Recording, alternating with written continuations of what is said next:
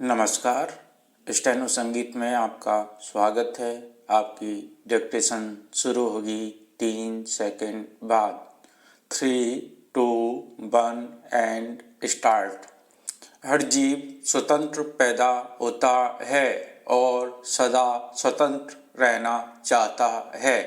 मनुष्य के बारे में यह कथन और भी प्रबल रूप में सही ठहरता है, इसलिए उसमें सोचने समझने निर्णय कर सकने की क्षमता होती है।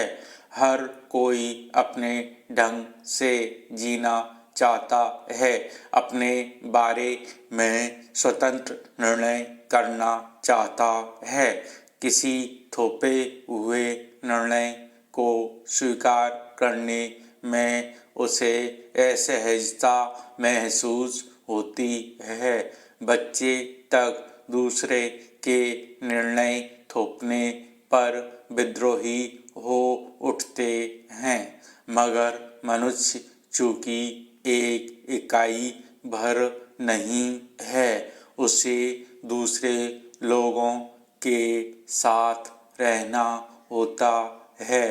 वह दूसरों के साथ के बिना रह नहीं सकता, इसलिए उसे उस समूह, अपने वर्ग, अपने समाज और अंततः देश के नियम कायदों का पालन करना ही होता है।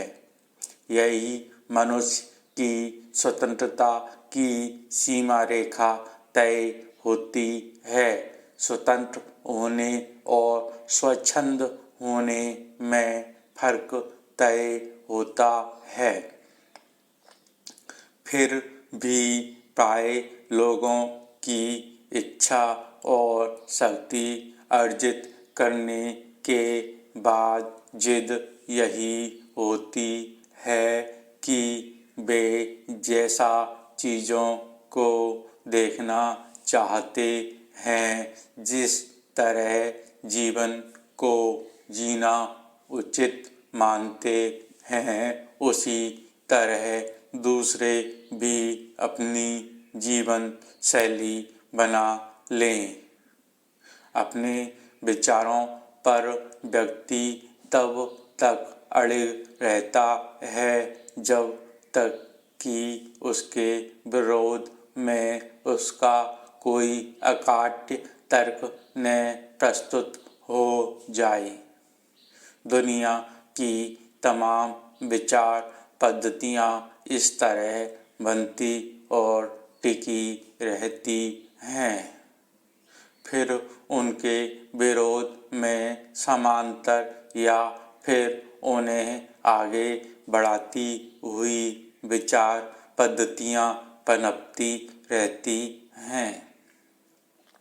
दुनिया के तमाम दर्शन इसी तरह जीवन और जगत की व्याख्या करते, एक दूसरे के चिंतन को खारिज करते, आगे बढ़ाते हुए विकसित हुए हैं।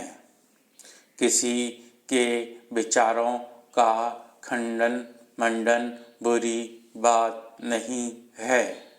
स्वस्थ वैचारिक बहसों में से ही जीवन के नए सूत्र विकसित होते हैं, मगर झगड़ा तब शुरू हो जाता है जब कोई अपने विचार, अपने सिद्धांत, अपनी धारा को ही श्रेष्ठ मानने की जिद पर अड़ जाता है। वह तमाम दूसरे विचारों या धाराओं को मिटा कर केवल अपने विचारों या धारा को स्थापित करने पर तुल जाता है। ऐसी जिद की वजह से सभ्यता के बहुत सारे निशान उपद्रव की भेंट चढ़ जाते हैं। भारत में बुद्ध विचारों को इसी जिद के चलते उखाड़ फेंकने के प्रयास हुए। हालांकि वे विचार अब एक धर्म के रूप में दुनिया के कई देशों में जड़ें जमा चुके हैं, पर वे अपनी जमीन से उखड़ गए। हालांकि जिस तरह जीवन को देखते हैं उस तरह आज भी दुनिया में बहुत सारे लोग उनका महिमा मंडन किए बगैर भी जीवन जीने का प्रयास करते हैं। उन्हें वही जीवन शैली पसंद आती है। वे खुलकर दूसरी पद्धतियों की निंदा भी करते हैं, मगर हकीकत यह है कि जीवन के सारे सूत्र किसी एक पद्धति में आज तक समाहित नहीं हो पाए। जीवन जीने का सही ढंग कोई एक चिंतन पद्धति नहीं बता सकी। दरअसल मनुष्य अपनी जीवन शैली का चुनाव अपने समय और समाज की स्थितियों के मुताबिक करता है। धन्यवाद।